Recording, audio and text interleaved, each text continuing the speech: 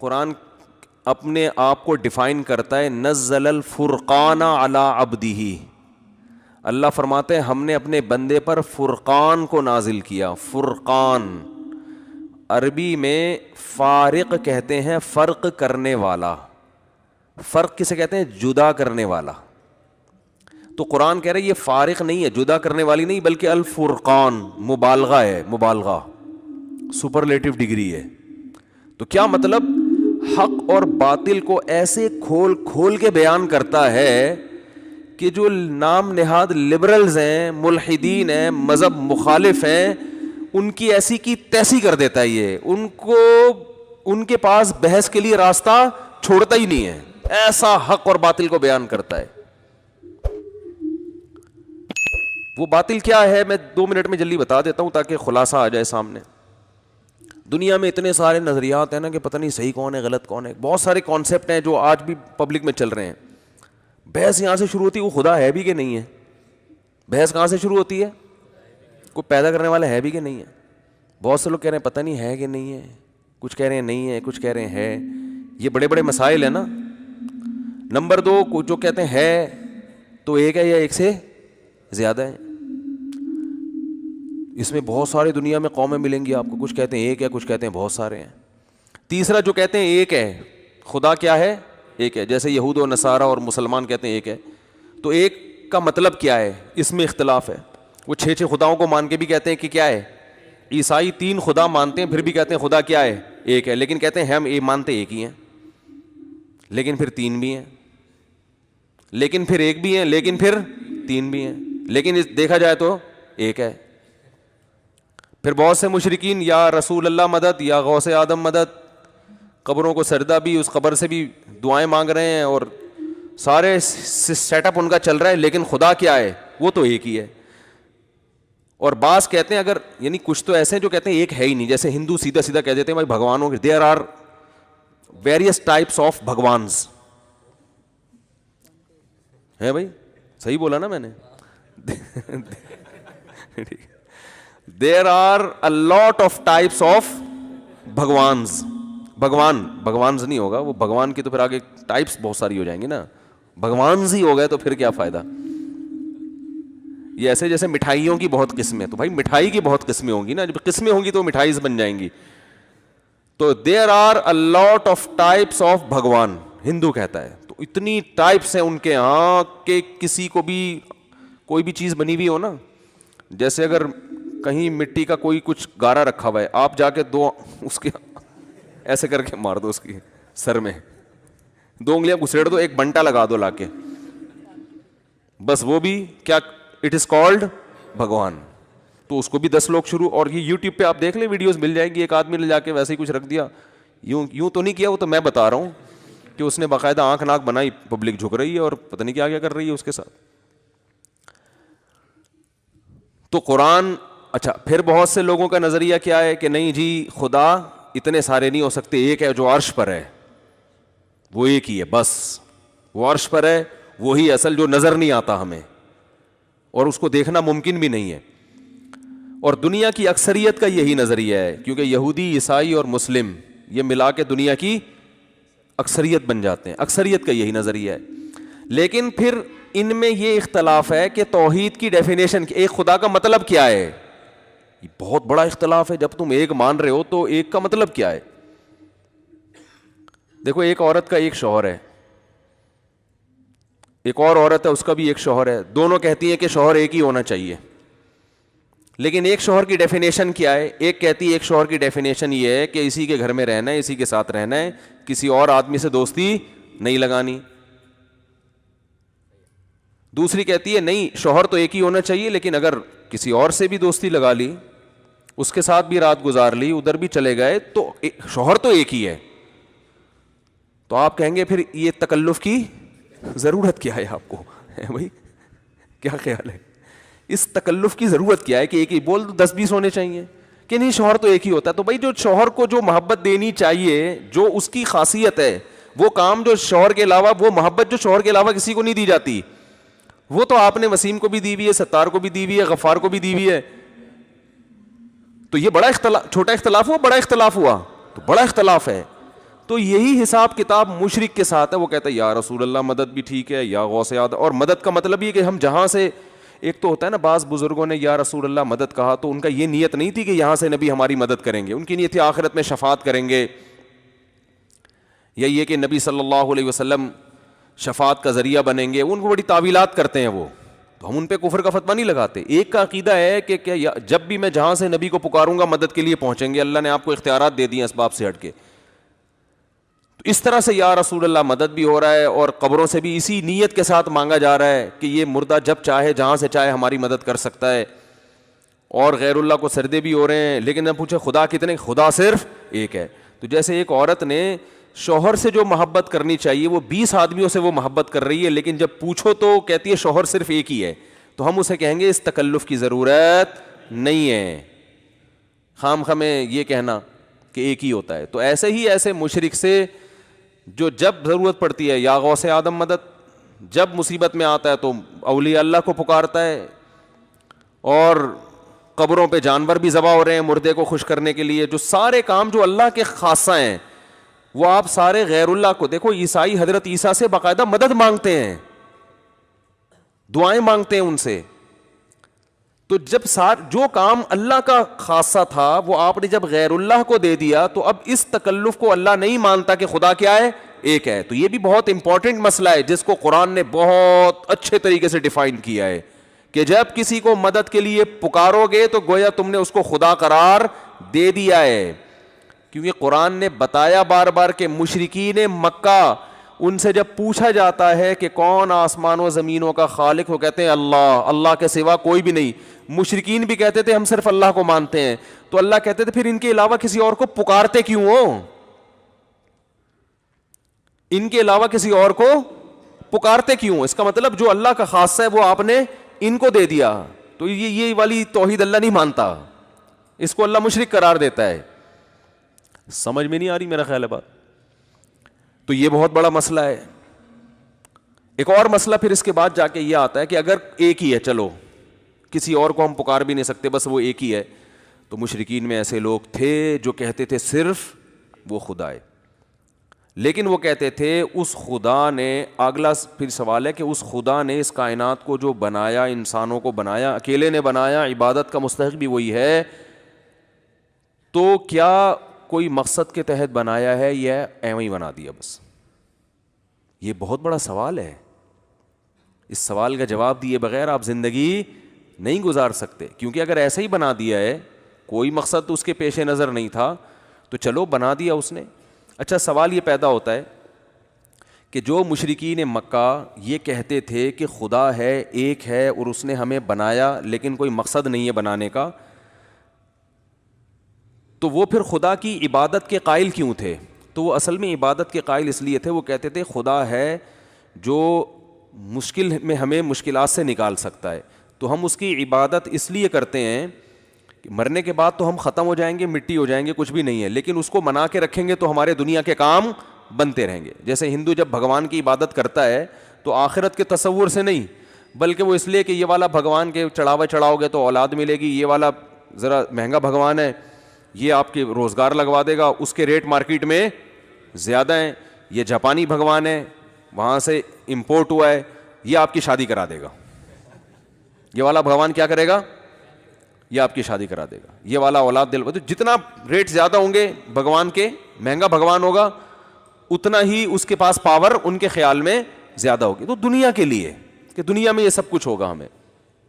جیسے آج بھی کچھ لوگ آتے ہیں نا مسجد میں, نماز پڑھ رہے ہوتے ہیں, وظیفہ پڑھ رہے ہوتے ہیں, اللہ کا نام لے رہے ہوتے ہیں. بھائی کیوں لے رہے ہو یار؟ وہ میرا کام اٹکا ہوا ہے, مجھے کسی نے کہا ہے کہ یہ والی آیت کریمہ اتنی دفعہ پڑھو گے تو یہ کام ہو جائے گا. جائز ہے, میں ناجائز نہیں کہہ رہا, میں تو صرف یہ بتا رہا ہوں کہ بہت سے لوگ دنیا میں ایسے ہیں جو یہ نہیں مانتے کہ اللہ نے کسی مقصد کے لیے بنایا ہے, کوئی اس کا ایک ہدف تھا اس کے سامنے, وہ یہ نہیں مانتے, لیکن پھر بھی اللہ کی عبادت کو وہ مانتے ہیں. تو بعض کافر نبی صلی اللہ علیہ وسلم کے دور میں ایسے بھی تھے جو اللہ کی توحید کے تو قائل تھے, مگر اس کے قائل نہیں تھے کہ آخرت میں کوئی حساب و کتاب ہے, موت کے بعد زندگی ہے, بلکہ وہ کہتا ہے یہ ممکن نہیں ہے مرنے کے بعد کوئی دوبارہ زندہ ہو, خدا یہ کام نہیں کرے گا, کیونکہ یہ عقل سے بعید ہے. کرنا ہوتا تو کوئی 2-4 تو مردے زندہ کر کے دکھاتا نا ہمارے سامنے.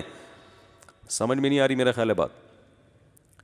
اس کی مثال ایسے جیسے خدا کر تو سکتا ہے لیکن جو کام نہیں کرتا اس کا مطلب وہ بعد میں بھی نہیں کرے گا. اس کی مثال ہے میں آپ کے پاس آؤں کہ یار یہ خربوزے کا بیج ہے, اس کو زمین میں ڈال کے انار کا درخت اگاؤ, تو آپ کہیں گے بھائی یہ تو نہیں ہو سکتا. اب میں دلیل دوں کہ خدا تو کر سکتا ہے, تو آپ کہیں گے بھائی خدا کا ہمیں نہیں پتا, کیونکہ خدا کرتا نہیں ہے. اس کی علامت ہے کہ کر سکتا ہے مگر کرے گا نہیں. اگر کیا ہوتا تو کبھی تو ہوتا نا کہ خربوزے سے انار پیدا ہو رہا ہے. تو وہ کافر مانتے تھے کہ خدا کو دوبارہ پیدا کرنے پر قدرت تو ہے, لیکن آج تک ایک دفعہ بھی ایسا نہیں ہوا. یہ اس کی علامت ہے کہ خدا ایسا کرے گا نہیں, مر کے مٹی کر کے ختم کر دے گا. سمجھ میں آ رہی ہے بات کہ نہیں آ رہی ہے؟ تو ایک کانسیپٹ یہ تھا. ایک اور کانسیپٹ, تو یہ بہت اہم ترین سوال ہے کہ اس نے ایویں ہی بنا دیا یا کوئی مقصد ہے اس کے سامنے. پھر اگر کوئی مقصد دیا ہے اس نے ہمیں, جیسے کہ یہود و نصارہ اور مسلمان کہتے ہیں کہ بھائی آخرت ہے اور ایک مقصد ہے, اور وہ مقصد کیا ہے کہ تمہیں وہ آزمائش ہے. جو یہ کہتے ہیں کوئی مقصد ہی نہیں ہے ان کے پاس, تو پھر اس کا جواب ہی نہیں ہے نا کہ کیا مقصد ہے. جو کہتے ہیں کوئی مقصد ہے ان میں پھر سب کی ایک ہی رائے ہے, ان میں کوئی اختلاف نہیں ہے. یہودی, عیسائی اور مسلمان اس کے قائل ہیں کہ ایویں ہی نہیں بنایا, کیونکہ تورات میں بھی ہے, انجیل میں بھی ہے اور اسلام میں بھی ہے. وہ کیا ہے, اللہ نے آزمائش کے لیے پیدا کیا ہے, اور اس آزمائش کا پھر آخرت میں بدلہ ملے گا, جنت کی صورت میں یا جہنم کی صورت میں. تو آج بھی دنیا کی اکثر آبادی اس پر متفق ہے.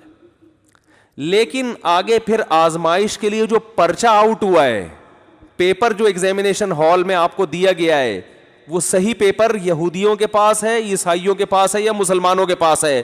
یہ ایک بہت امپورٹنٹ سوال ہے, کیونکہ جب تک آپ کو پتہ ہی نہیں چلے گا ان میں صحیح پرچہ کون سا ہے, صحیح پیپر کون سا ہے, تو آپ امتحان کی تیاری کیسے کرو گے؟ ارے آپ ایگزامینیشن ہال میں بیٹھے ہو, آپ فزکس کا پیپر دینے کے لیے 3 پرچے آ گئے, لفافہ بٹا, ابھی آپ اس کو کھول کے پڑھ رہے تھے, ایک اور لفافہ آ گیا, ایک اور آ گیا. اب آپ کہو گے ابے یہ والا فزکس کا ہے, یہ والا ہے کہ یہ والا ہے؟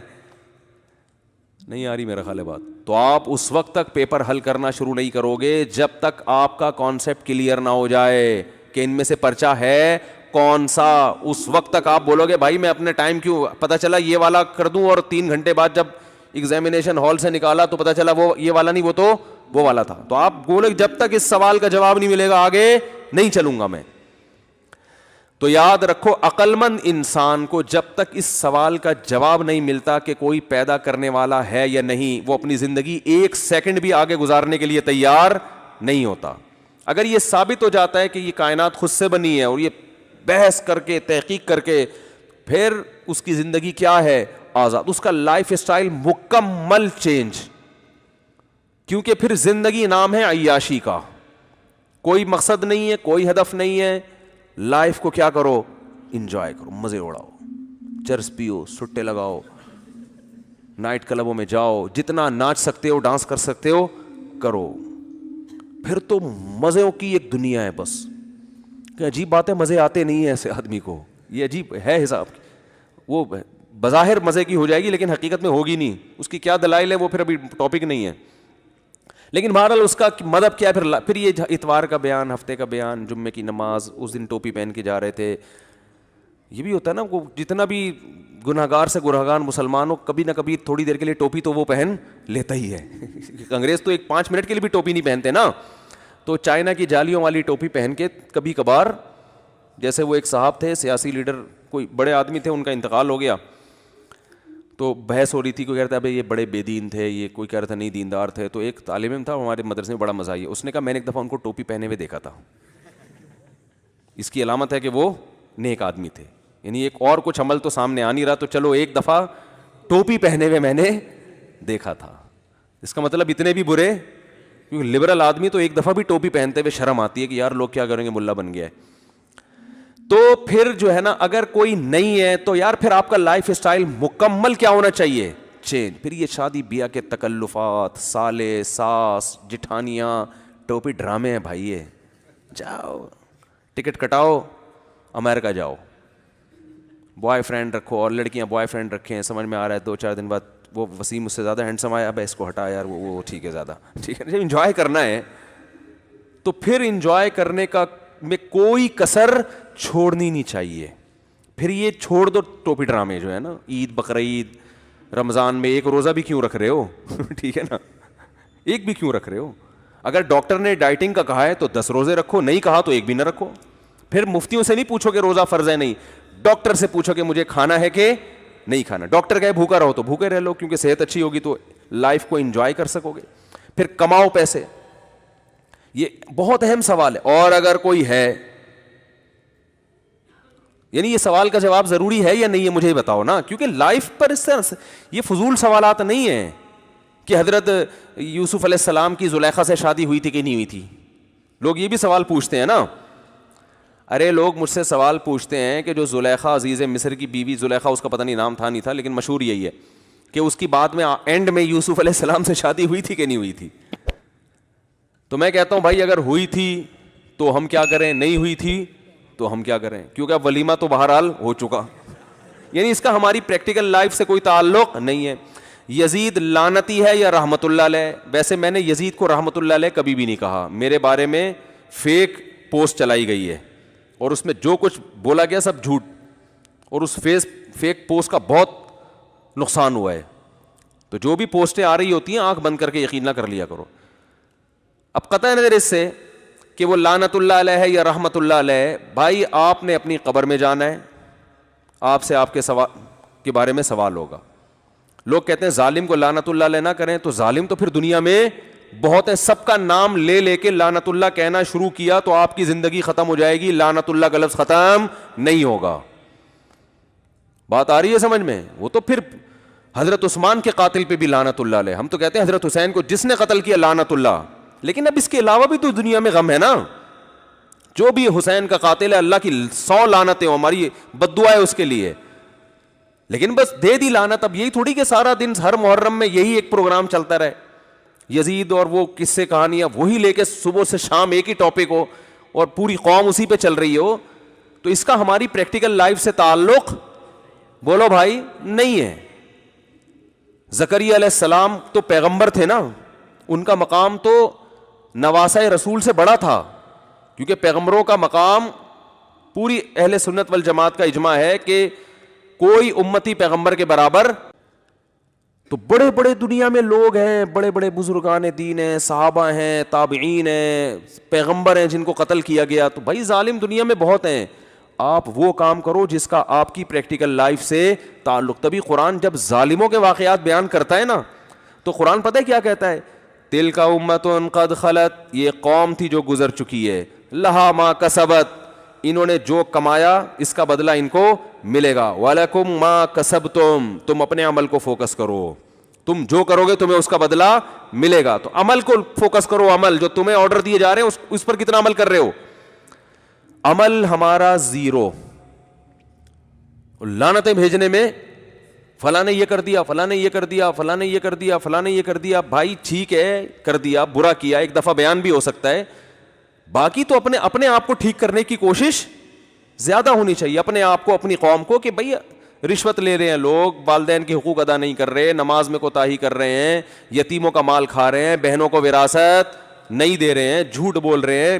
عدالتوں میں کتنا جھوٹ چل رہا ہے. میں نے ابھی جمعے کے بیان میں وہ ریکارڈنگ ختم ہو گئی تھی, اس وقت بتایا, وہ ریکارڈنگ اتفاق سے ہوئی نہیں.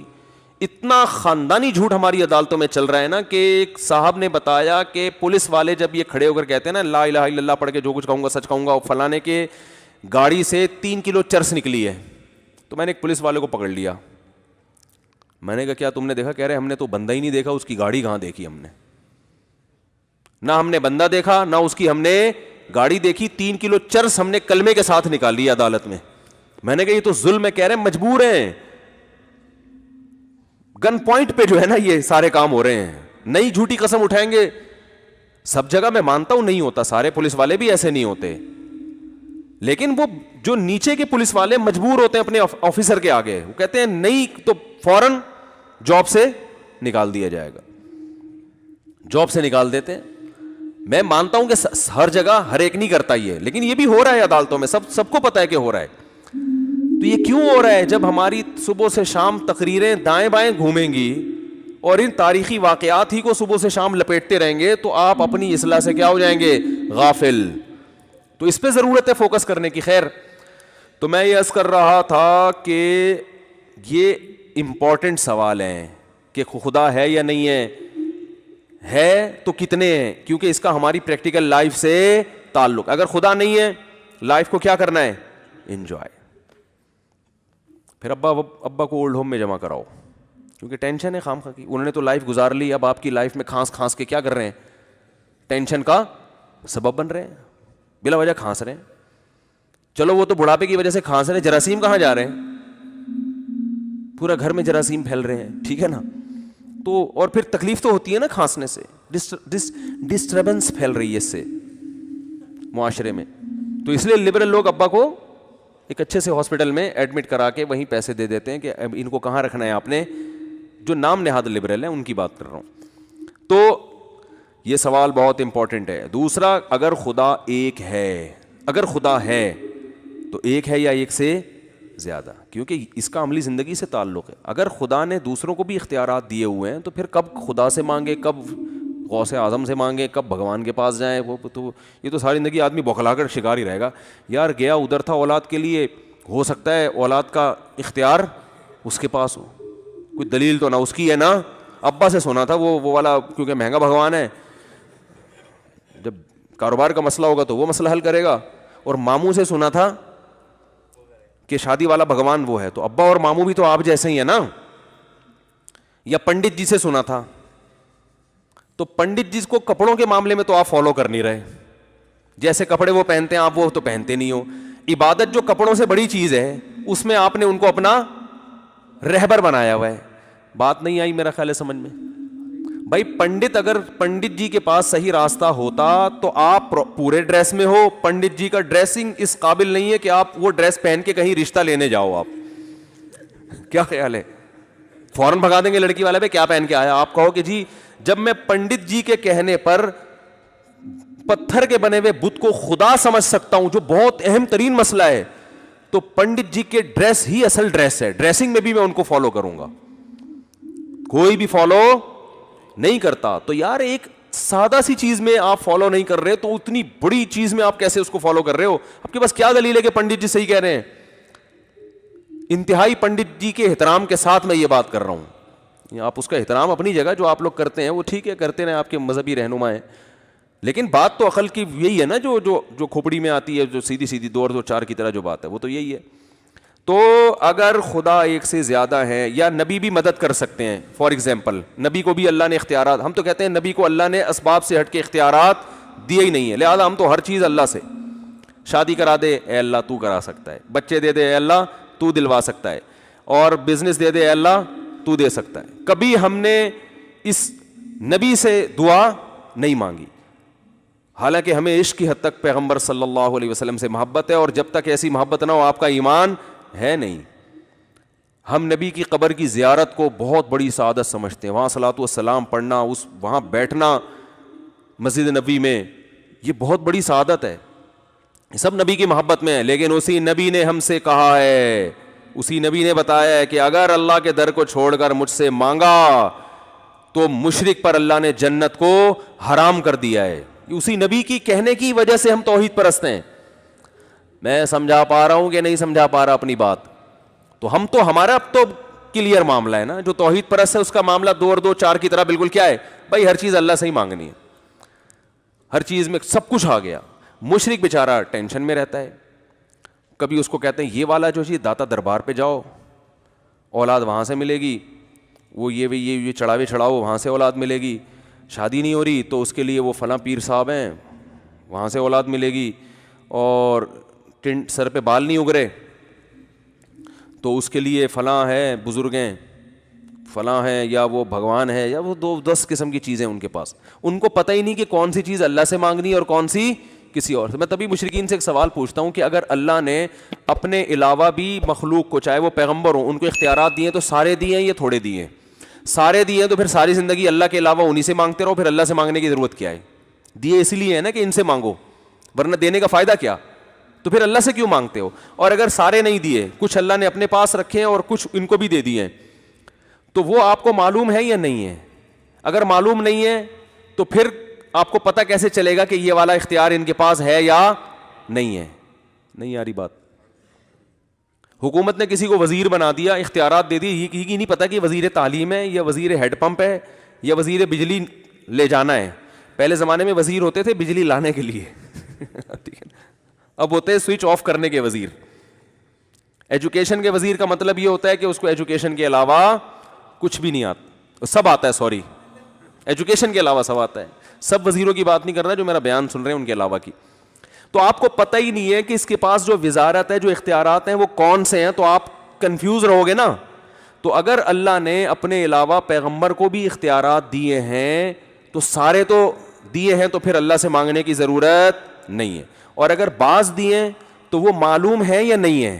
اگر معلوم نہیں ہے تو بھی کوئی فائدہ نہیں, اور اگر معلوم ہے تو ان کی لسٹ پیش کر دیں آپ, ایکسکیوز می, آپ ان کی کہ بھائی سارے تو نہیں اللہ نے دیے, یہ والا اولاد کا فلانا فلانا, ایک لسٹ آنی چاہیے تاکہ مشرک کو پتا چلے کہ یہ والی چیزیں میں نبی سے بھی مانگ سکتا ہوں, اس کے پاس لسٹ ہونی چاہیے. لیکن مشرک کہتے ہیں نہیں سارے اختیارات دے دیے ہیں, تو پھر سارے پر یہ پھر اشکال ہوتا ہے کہ جب سارے ہی دے دیے تو پھر اللہ سے مانگنے کی ضرورت کیا ہے؟ پھر تو ساری زندگی نبی سے ہی مانگتے رہو. تو ہمارا توحید پرست آدمی کا کانسیپٹ کلیئر, اور یہ قرآن نے کلیئر کر دیا نا. قرآن نے 2 اور 2 4 کی طرح بتا بھائی کچھ بھی نہیں دیا, اسباب سے ہٹ کے کسی کے پاس کوئی طاقت ہے ہی نہیں. جس کے پاس ہے لاجک کے تحت ہوگی, اسباب کے تحت ہوگی. جیسے میں آپ سے کہتا ہوں پانی پلاؤ, تو یہ نہیں کہ پانی آ جائے گا, آپ جاؤ گے نل کا کھولو گے, ایک اپنے جو ظاہری اسباب ہیں وہ اختیار کرو گے. اور کرامت اور معجزے میں ہمیں بتا دیا کہ اس کا کیا فرق ہے. وہ بھی کرامت بھی اللہ ہی کا کام ہوتا ہے, اس میں ولی کا اپنا دخل نہیں ہوتا. معجزہ بھی اللہ کا ہوتا ہے, نبی کا اس میں دخل نہیں ہوتا. نبی کا صرف ہاتھ ہوتا ہے. تو نبی نے جو چاند کے 2 ٹکڑے کیے, نبی نے نہیں کیے, یہ کس نے کیے ہیں؟ یہ تو اللہ نے کیے ہیں. نبی کی طرف اس کی مجازن نسبت کی جاتی ہے. تو بہت توحید کا معاملہ 2 اور 2 4 کی طرح کیا ہے, بہت واضح ہے, اس میں کوئی کنفیوژن نہیں ہے.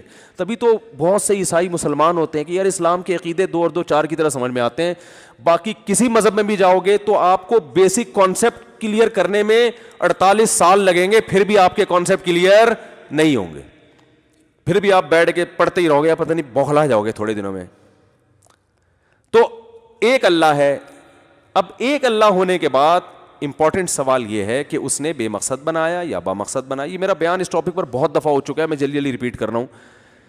بے مقصد بنایا ہے تو بھی بس ہے, تو پھر اس کو مانگ لیا کرو اپنی دنیاوی حاجات کے لیے, اور مر کے کیا ہو جاؤ گے؟ ختم ہو جاؤ گے, بس ختم کہانی. پھر بھی لائف اسٹائل ہوگا نتیجے میں وہی, لائف کو کیا کرنا ہے؟ انجوائے. بلکہ اللہ کو مانگنا بھی انجوائمنٹ کے لیے. لائف انجوائے کرنے میں کہیں کوئی کباب میں ہڈی بن رہا ہے تو اللہ سے مانگو یہ ہڈی کیا ہو جائے؟ ختم ہو جائے. تو وہ بھی لائف انجوائے ہی ہے اور کچھ بھی نہیں ہے اس کا مقصد. اور اگر اللہ نے کسی مقصد کے لیے پیدا کیا ہے تو اس پہ سب متفق ہیں کہ وہ آزمائش ہے. اور قرآن بھی بیان کرتا ہے کہ وہ کیا ہے, یہ دنیا اصل نہیں ہے, اس کے بعد دنیا کیا ہے؟ اصل ہے. یہ تو ایگزامینیشن ہال ہے. تو پھر وہ امتحانی پرچہ ہے کس کے پاس؟ وہ سوالات ہیں کیا؟ عیسائی کہتے ہیں ہم صحیح ہیں, یہودی کہتے ہیں ہم صحیح ہیں, مسلمان کہتے ہیں ہم.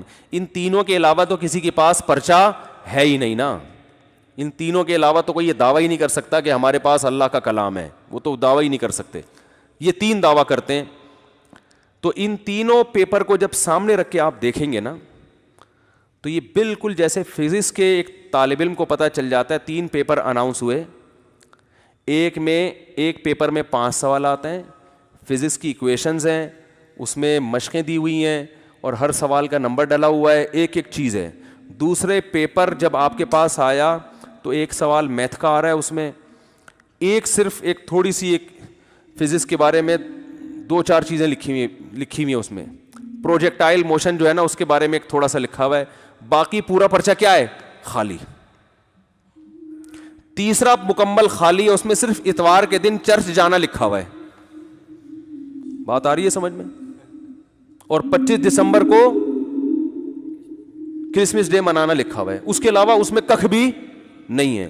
تو آپ تینوں پرچوں کو جب کمپیئر کرو گے نا, آپ کہو گے یار فزکس کا پراپر جو طریقہ ہے نا پیپر, وہ تو یہ ہے. باقی تو پیپر صرف لکھا ہوا ہے, وہ پیپر کہلانے کے مستحق نہیں ہے. بہت مشکل ہے میرے بھائی, بات سمجھانا بہت مشکل ہو گیا. دنیا میں سب سے مشکل کام پتہ ہے کیا ہے؟ دوسری شادی کرنا. آپ کہہ رہے تھے بات سمجھانا. بات سمجھانا اتنا مشکل نہیں ہو تو میں ویسے ہی تاکہ آپ لوگ بہت دماغ لگا کے سنیں نا, ورنہ اس میں کیا مشکل ہے, 2 اور 2 4 کی طرف آتے ہیں. مشکل تو وہ ہے جو میں نے ابھی آپ کو بتائی ہے, کر کے دیکھو تو پتہ چلے گا. تو خیر, تو یہ بہت اہم ٹاپکس ہیں جن پر ہمیں گائیڈنس کی ضرورت ہے.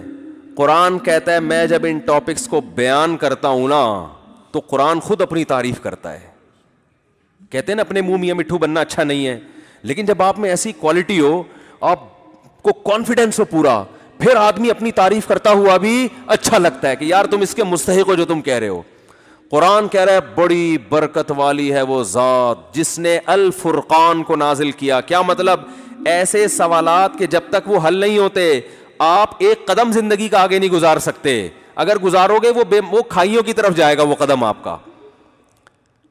تو ان سوالات کے جوابات اور ان پر اٹھنے والے اشکالات کو ایسے قرآن ڈیفائن کرتا ہے کہ دودھ کا دودھ اور پانی کا پانی کر دیتا ہے. صاف پتہ چل جاتا ہے حق کیا ہے اور باطل. ایک جگہ تو قرآن ایسا جوش میں آیا, قرآن جب دلائل دیتا ہے نا, ایک دفعہ اللہ تعالیٰ نے دلائل دیتے دیتے ایسا قرآن کو گویا جوش آ رہا ہے, بل نقذف الحق بالباطل فیدمغہ.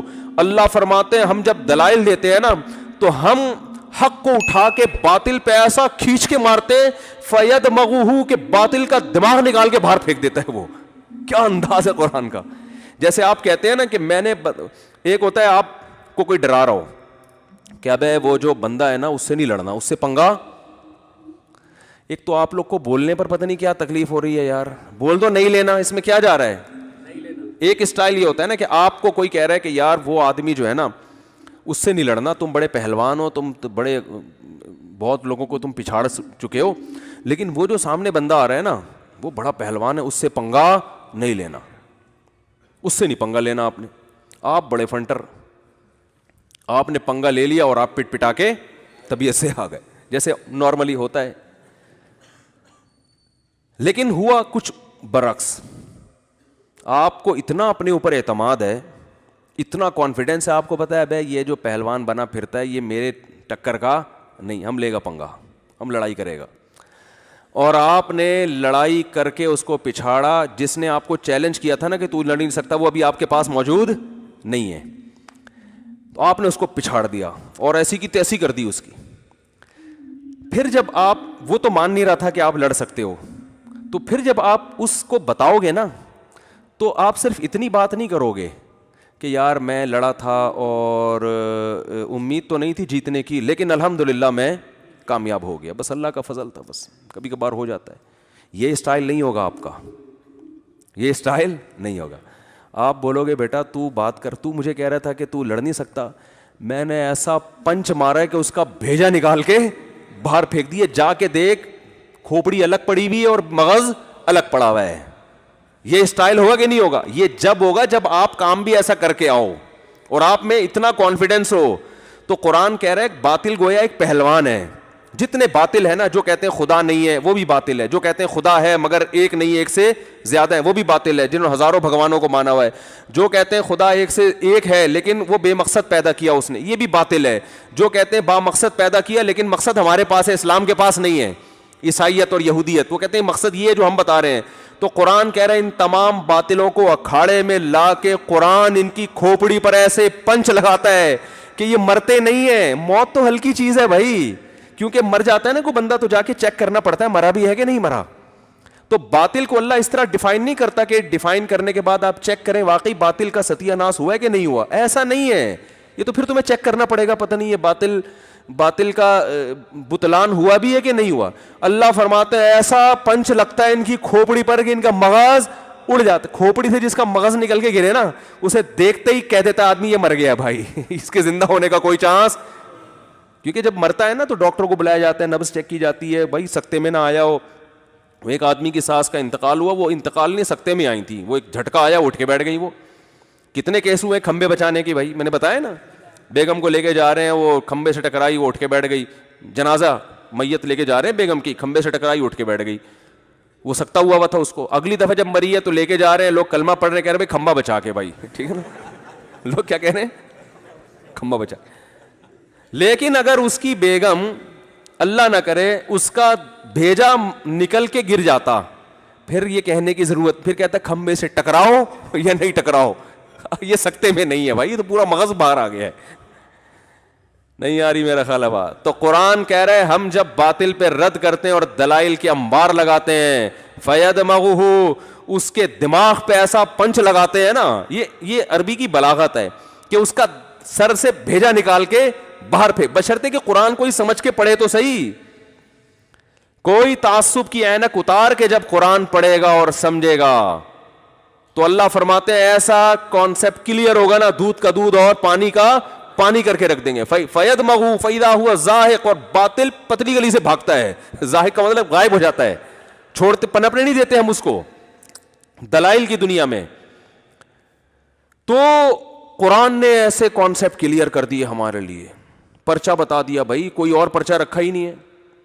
تو خیر بات کہاں سے شروع ہوئی تھی, تو میں یہ عرض کر رہا تھا, ہاں پھر جب اسلام ہی کے پاس ہے پرچہ تو پھر جو اسلام کہہ رہا ہے اس کو فالو کرنا پڑے گا. اسلام کہہ رہے ہیں معذرت کے ساتھ داڑھی رکھ لو, تو بڑھا لو یار, کیا ٹینشن ہو رہی ہے بار بار, کیا ہو جائے گا داڑھی اگر آپ رکھ لیں گے, تھوڑے سے ہینڈسم نظر آ رہے ہیں بغیر داڑھی کے, یہی ہو رہا ہے نا, 10-20 لڑکیاں پھنس جائیں گی, یہی ہوتا ہے لڑکوں کا کہ یار وہ لڑکیاں دیکھیں ملا سے لگ رہا ہے. او بھائی زندگی مسافر خانہ ہے یار, کیا کرنا ہے. جب نبی نے حکم دے دیا عفو اللحیٰ, داڑھی بڑھاؤ, اللہ نے موسیٰ علیہ السلام کو کچھ چیزیں تورات میں محفوظ ہیں, اب بھی داڑھی بھی محفوظ ہے, تبھی یہودی بڑی بڑی داڑیاں رکھتے ہیں. یہودیوں سے عبرت حاصل کر لو.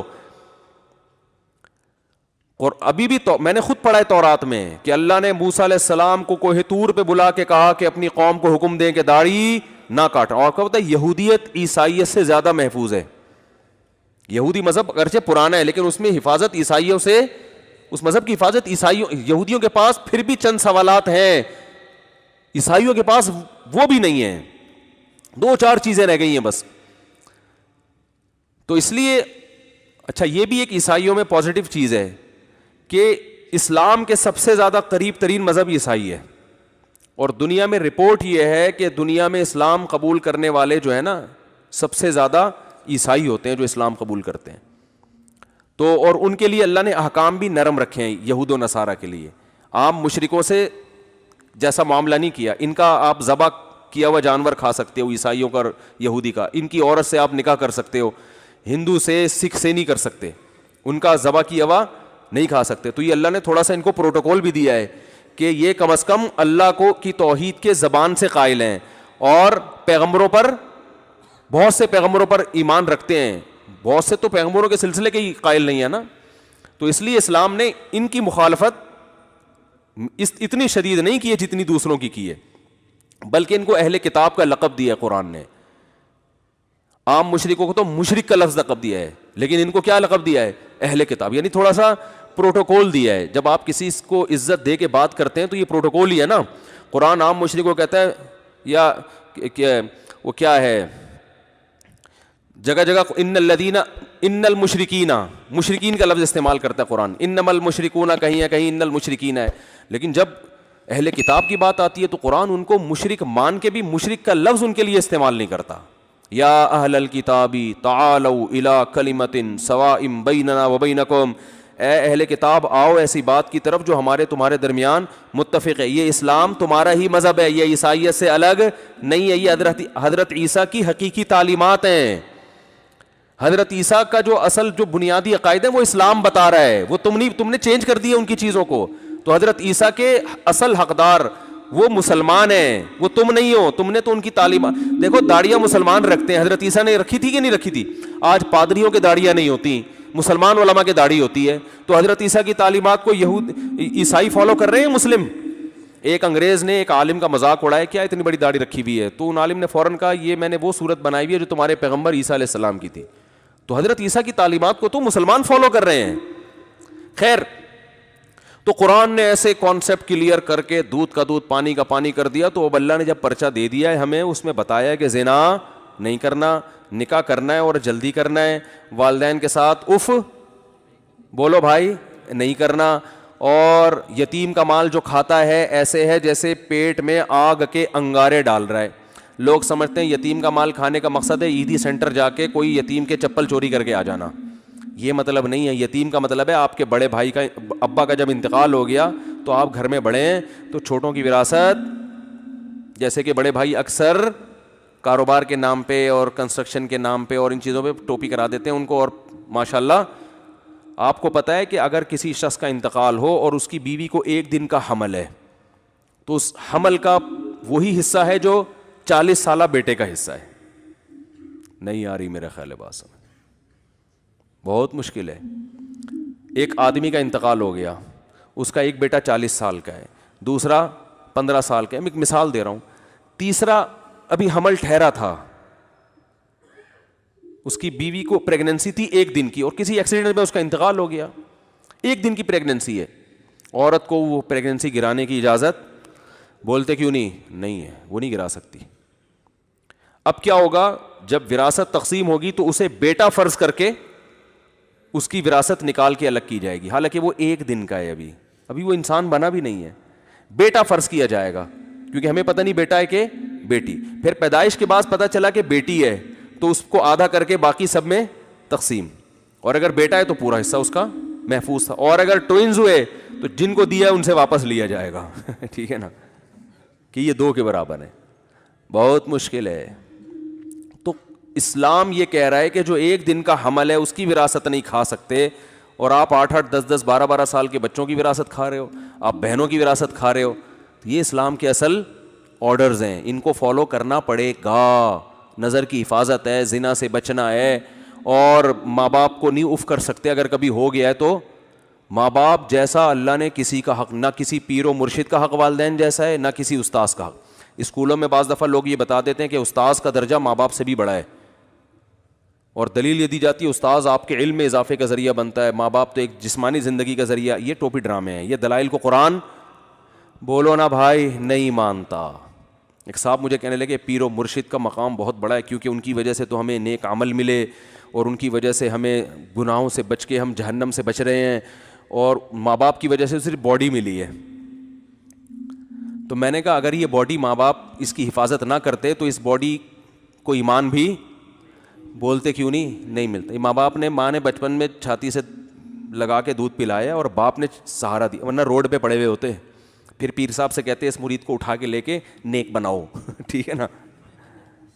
دوسری بات یہ کہ اسلام 3 بنیادوں پہ ماں باپ کو ترجیح. ایک, آپ ان کی باڈی کا حصہ ہو, آپ ان کا جسم ہو, تو اسلام میں ریلیشن کی بڑی ویلیو ہے, خونی رشتے. اور کوئی رشتہ نہ ہو بھائی, آپ تو انہی کے خون گوشت سے اللہ نے بنایا, یہ ایک ریلیشن ہے. دوسرا ریلیشن کیا ہے, ان کی وجہ سے آپ کو حیات ملی, زندگی ملی. تیسرا, ان کی جو احسانات اور ان کی جو محبت ہے نا وہ شیخ تصور بھی نہیں کر سکتا. میں لوگوں سے اکثر کہتا ہوں کہ یار, بلکہ بڑا بھائی بھی وہ بھی زیادہ آگے ہوتا ہے.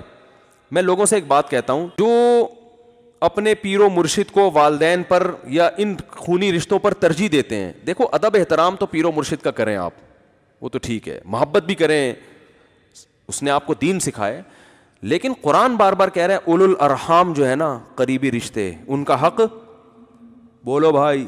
آپ کے بھائی کو پیسوں کی ضرورت ہے, پیر صاحب کو بھی, تو اسلام کیا کہتا ہے کس کو دو گے؟ بھائی کا حق پہلے, ابا تو اور ہی پہلے ہیں.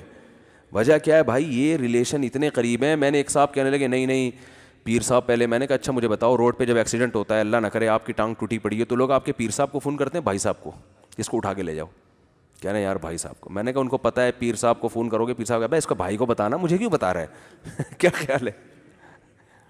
پیر صاحب کیا کہیں گے, او بھائی اس کے ریلیٹیوس کو بتاؤ, مجھے کیوں بتا رہے ہو؟ بھائی چاہے وہ جیسا چرسی ہو, ہیروئنچی ہو, کبھی لفٹ نہیں کرتا, تمیز سے بات نہیں کرتا, آج تک منہ سے کبھی ڈھنگ کی بات نہیں کی ہے, مصیبت پڑے گی تو بھائی سب سے پہلے آئے گا. اگر آپ کو کوئی قتل کر دے تو قاتل کو پیر صاحب تلاش نہیں کریں گے, آپ کا بھائی تلاش کرے گا, چاہے وہ آپس میں کتنی دشمنی ہو, باپ تلاش کرے گا میرے بیٹے کو کس نے مارا ہے, FIR وہ کٹوائے گا. پیر کا اپنا مقام ہے, سب کچھ ہے, لیکن بھائی یہ بھی بہت بڑے رشتے ہیں. آج بعض دفعہ لوگ ایک طرف غلو کر کے ان رشتوں کو بھول جاتے ہیں. باپ کی جوتیاں نہیں سیدھی کرتے, پیر صاحب کی کر رہے ہوتے ہیں. وہ پیر صاحب کی بھی کرو, ابا کی بھی کرو.